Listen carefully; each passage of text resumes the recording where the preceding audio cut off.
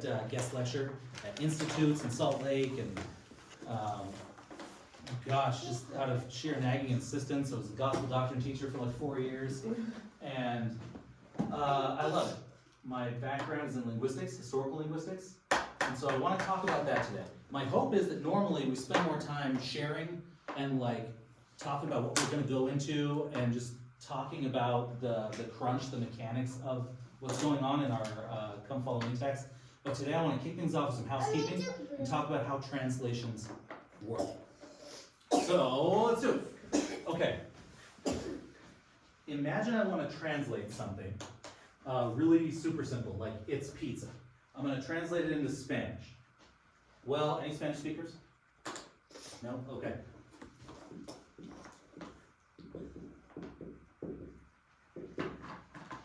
Boom. Jackpot. This is what you want when you're translating.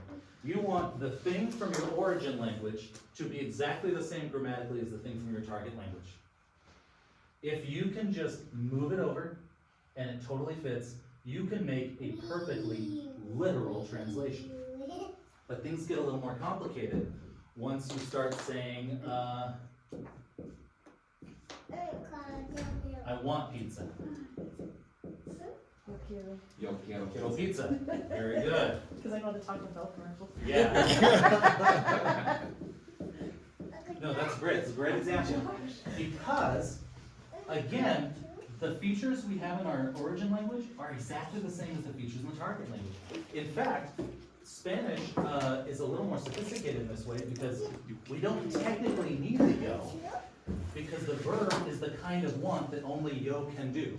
It's called a pro-drop language. You don't really need to use a lot of pro-drops in Spanish because the verbs are doing all the heavy lifting. But again, we've got a perfectly literal translation because English and Spanish have the feature. Now, what about this?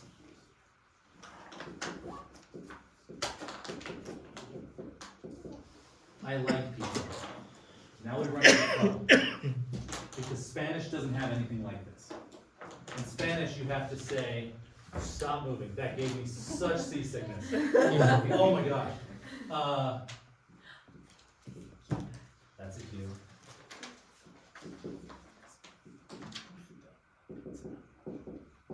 Okay, now, here's what's really interesting about Me Gusta La Pizza. You ask any Spanish speaker, and they're going to say, yeah, it's the same thing. But it's the same thing if you are measuring the thought. It's the thought that counts, right? It's not the same thing grammatically. This does, oh, okay, we actually have a symbol for this. This does not equal this. Because what this says is, it pleases, I should write it, huh? It pleases me, the pizza. No, that's weird, right? It pleases me, the pizza. So, here's the thing. When we say I like pizza in English, this is the verb. I am doing the liking, but in Spanish, I do nothing. The pizza impacts me. I sit back and I soak up that pizza flavor. Okay? This is a thought-for-thought translation because a literal translation literally was impossible. It was not available to us. Now, how about this?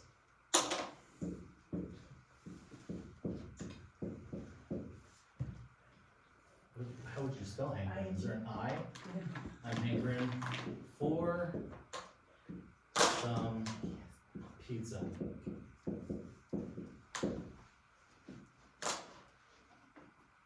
How on God's green earth am I supposed to translate that?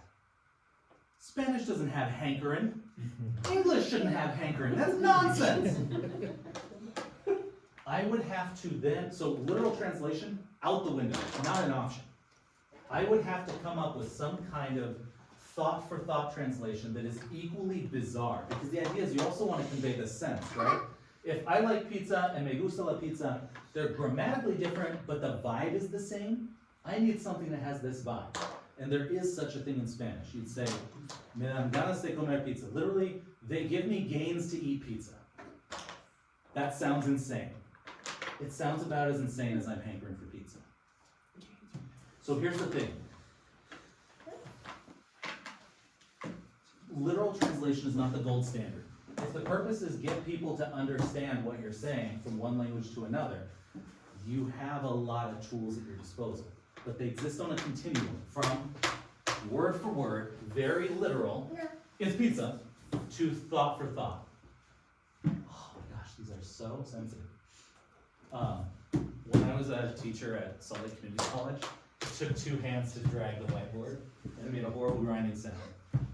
Because that school is not as well funded as the church, I guess. Okay. So, this is like the bones of how translation works. I went to school for 4 years to learn that. Let's talk about the church's shiny new Bible translation list. Okay? And where they exist on that continuum.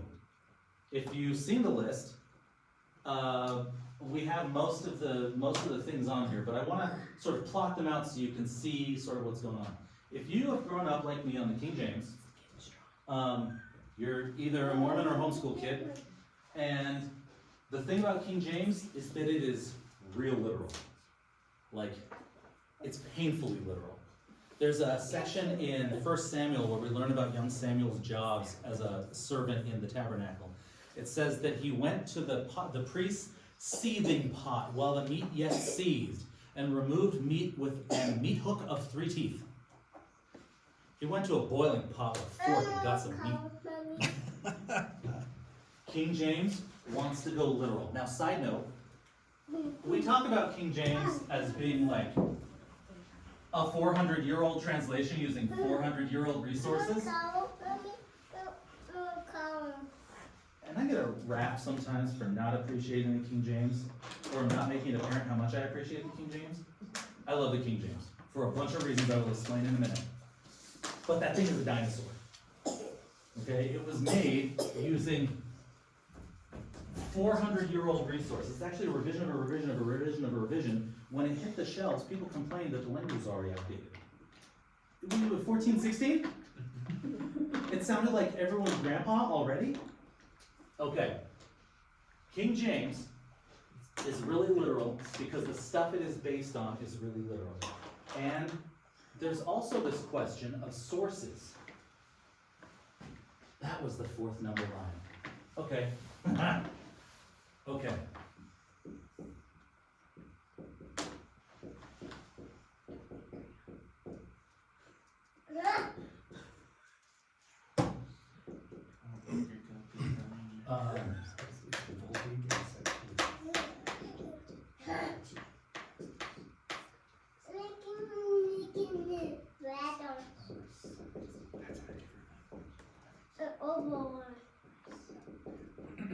Okay.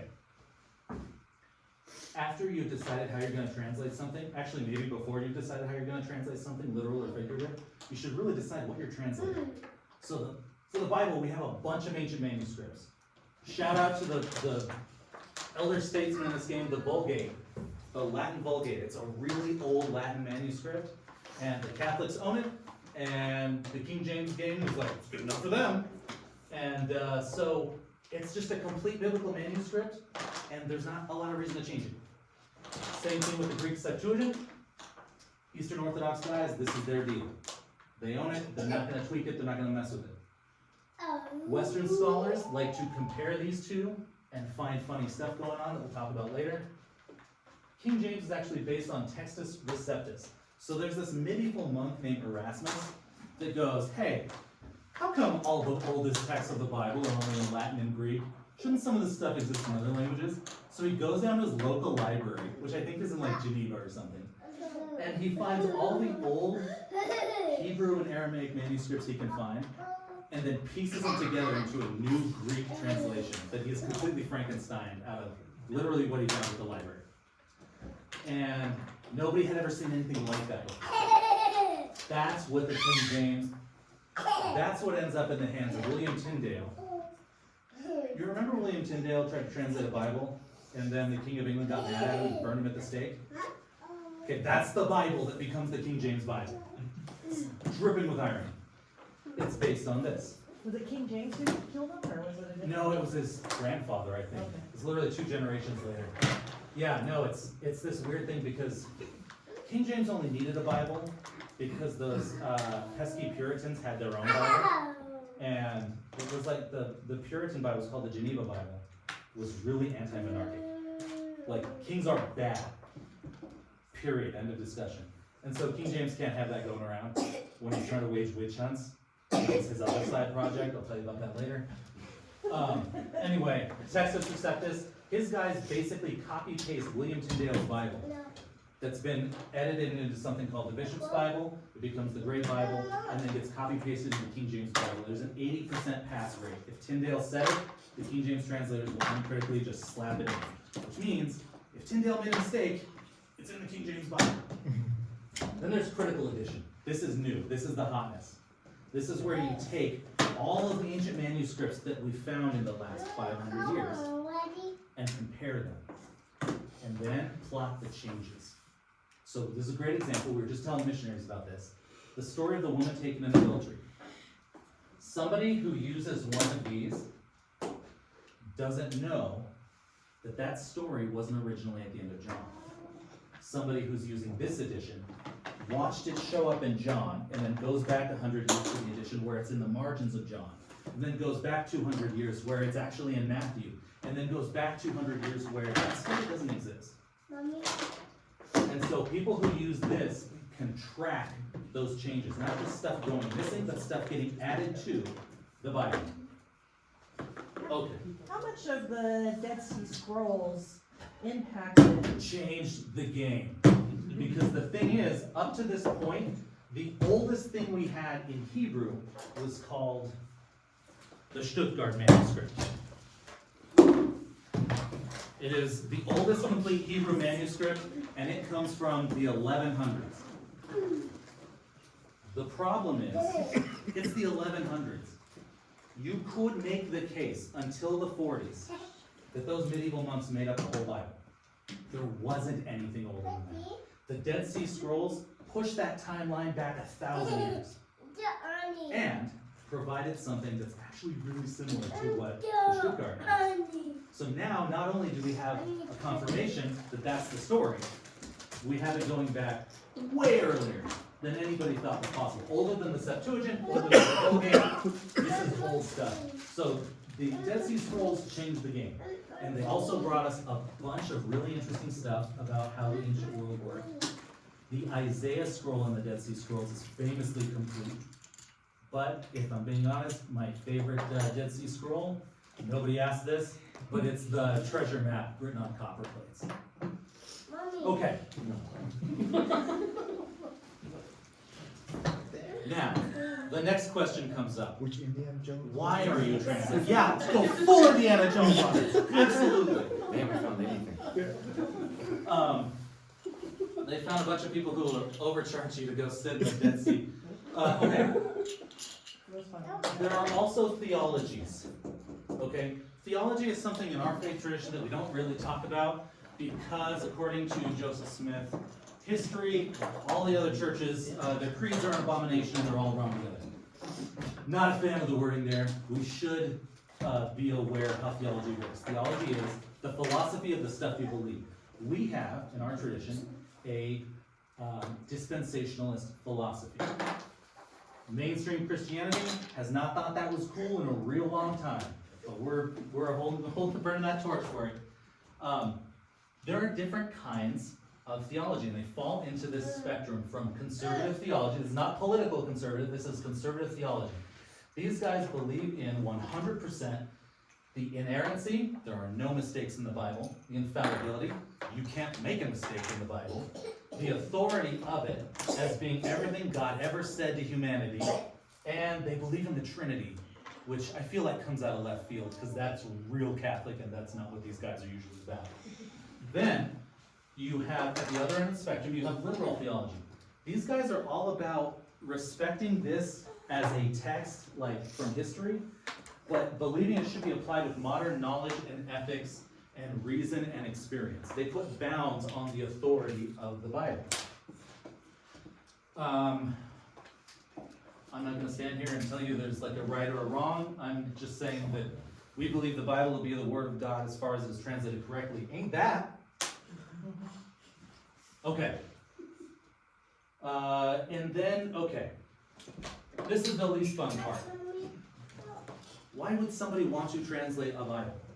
Why would somebody want to go to all this effort and figure out the little mechanical things that we talked about with the pizza example? Well, there are a couple reasons, and it also comes back to who's doing it. There's a spectrum within North American Christianity of, you'll hear this, the terminology is mainline Christianity. That's the guys who, okay, so you can tell by the examples we have here. These guys love, it's called high church liturgy. They want to do it in robes with a big hat to read out of a book and chant, and you know, they're big on biblical criticism. Whereas these guys are more casual. They like, it's called low church. You know, you show up and you sing and dance and there's no robes, generally. You see evangelism and the phrase born again thrown around with their stuff all the time. These are two great examples of them. Not all Baptists though, because there's Reformed Baptists and they're like a separate thing. Anyway, the reason I'm bringing these two up is that a lot of times this divide in modern Christianity is more important than a denominational divide, or this divide. So if you had a Methodist community that was theologically conservative and their pastor retires, they are less likely to team up with a theologically liberal Methodist church, and more likely to team up with a theologically conservative Baptist one. And then they'll just like share the space. That happens all the time. North American Christianity, particularly evangelical Christianity, is great at the team up. These guys are always, you know, lava lamp gooping blobs moving together and moving around. Okay. Why? Why do we care about all this? Why are we doing this to ourselves? Why do you want to read the Bible? Now that you have the baggage, I don't have an answer. I don't know why you're here. I don't know why I would know why you're here. Pillow talk. To understand. We joke, but I will talk about the Bible literally any time. It's like, this just wears you down, so I don't have to listen to it. Yeah, this is my playtime at the park, so she doesn't have to hear about this at home. Why do we care? Why are we going to read the Old Testament? What do you want to get from it? Like, I'll go where you want to go. This is our family meeting. What you want, I'm down for it. But like, what are the stakes? I feel like for me to understand my relationship with God and my path in my life, it helps to understand how other people saw it. And I think that's why we have church, but I think it's great to look at historical references. I want to know how other people view our relationship with our Heavenly Father. Awesome, thank you for that. I see the Old Testament personally as an opportunity to interview ancient people who care about the stuff I care about. I know a lot about what my contemporaries think about what I care about, and I'm less impressed. I would like to interview ancient people who are existing in a completely separate context and see what they think about God and what they think about the nature of justice. Well, and all the how other their crazy stuff thoughts that then happens. impacted their future, right? Like that's what you don't know about the people that you Yeah, know right yeah, now. But absolutely. Or you That's know, or pretty even or even the humanness, right? Yeah. So like the connectedness to land and to territory and to culture, like how that all plays into decisions made or why things happen the way that they did. So because it's really easy for us to make assumptions as to why people did things, but when we understand the humanness of the transactions, then that allows us to be able to see the bigger picture, and then it allows us to have that relationship right with God in the way that best fits us. And I think that's pretty cool about understanding the One Bible. of the best ways to get to know a culture is to learn its superstitions. When I was an English teacher, I'd have people from all over the world come, and we'd talk about superstitions, and it was always so funny to me because of cultural background, I and my crew of Mexican and Venezuelan and Chilean students would all have roughly the same superstitions. But my Arab students would be very different. The Iraqis would have a totally different set of superstitions, and the Saudis would fully believe that they had no superstitions. Muhammad did away with all of those. And that's a great way to build a blind spot, I'll tell you right now. But anyway, okay. Was that an accurate way to represent what you were just saying? Yeah. I love the humanity of the Bible. It builds my testimony like nothing else. What else we got? What are the stakes? This is grueling. This is everyone's least favorite year, right? Show of hands. Who's ever had an unsatisfying experience in the Old Testament? I love the Old Testament. It's my favorite. Yeah, Good. The It's gonna be violence, Yes. the murder, Yeah. yeah. The slavery, the slavery, genocide. Yeah. incest, you name it, A man. question I get a lot is, what Bible should I give my kid? And I say, don't. It's X-rated. Yeah. I guess it's to build, for me, it's to build more of understanding of like the foundation of why people and maybe my own belief is built around the construct of the Bible. Yeah.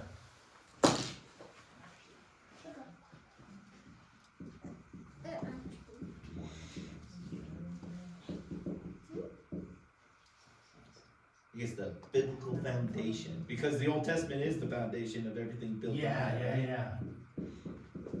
Can I, okay, biblical constructs as a foundation of belief. Can I tell you guys a really funny story? Josh, You'll be the judge of whether that's funny. Okay. So, what I love most about the King James, or what I love most about the Old Testament is its poetry. I'm not normally into poetry in English, but Hebrew poetry is something else, right? The Garden of Eden story has really tight rhymes in Hebrew. You could rhyme it. I haven't tried yet, but you could. So here's the thing. King James did so much heavy lifting for our language and our culture, but it does a disservice to Hebrew poetry specifically in the following two ways. In our modern conventions, we like our poetry to be written in stanzas. King James writing convention is one verse, one paragraph. So you may have no idea that the 8 paragraphs you just read were supposed to be one poem disconnected from the other stuff in that chapter. That said, King James is, we'll say, handicapped. It is limited in its ability to tell you when you're reading something that is a quote. So the only way to know when Matthew is quoting Isaiah is for Matthew to tell you the following is from Isaiah, which he does not consistently do. Modern translation, we'll get back to in just a sec. A modern translation will put quotes in quotation marks. That seems obvious, but it had not been invented when the King James was published. Let me say that again. Quotation marks did not exist when King James hit the shelves. So it literally doesn't have a way to tell you when it's quoting anything. I found that out this week. I've wondered about that for a long time, because the only way to find Isaiah and Matthew is to get really, really familiar with Isaiah and then go read Matthew, or just get a translation that tells you, it's a quote! Okay, so let's talk about each of these things on the table here, real quick, so we have some time to talk about the Garden of Eden at the very end. Okay. Let's go with the word for word, guys, and then we'll talk about sort of the pros and cons and the biases that you find. NASB. We don't have one. Was that even on the church's list? I don't know. People love it because it's super literal. Somebody told me somebody said in a podcast I listened to, what a strange construct that built in my head. The difference between a literal translation and a figurative translation is the difference between road types. If you want to go far, fast, but not see a lot of the scenery in close detail, you want a smooth road. If you're going off-roading, you can handle a rough road because you are a technician. You're going to deal with potholes and the washouts and the technical maneuvering it takes, because that's what you signed up for, but you're not gonna go fast. You're gonna get nothing but detail, nothing but being glued to it all day long. That's what these really literal translations are bringing to the table. NIV, these guys invented thought for thought, figuratively. I don't think they really did invent it, but they're the top selling Bible in North America for decades. Going on like 3 decades of NIV being hugely popular. And I've got a couple here. Yeah, okay. This belongs to a seminary kid. Let's pass this around back.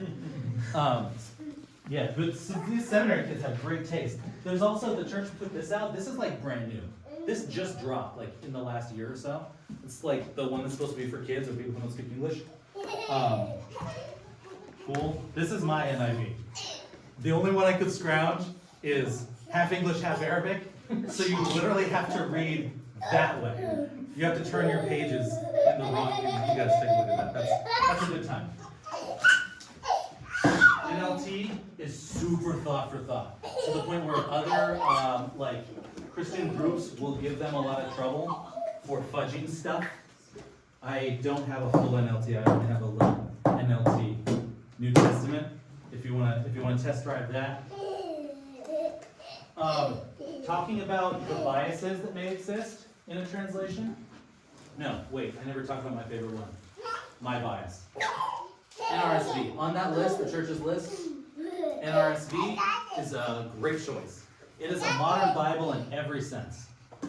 It draws on NRSV, the New Revised Standard Version. And then I put a UE here because Whitney actually got this thing. This is Whitney's. This is a technological marvel, you guys. In terms of translation capability, in terms of what they're putting on the page, the best thing I could recommend is to get one of these as a study edition, so that you get all the notes in the margins. Pass it over here. Yeah, take a look. Scope it out. Sniff it. Give it a sniff. Where's my phone? There is a study version of that was recommended on a website that I like, and I will now find you the name of it. SBL Study Bible. Let me write that somewhere. SBL Study Bible. So what SBL does is it takes that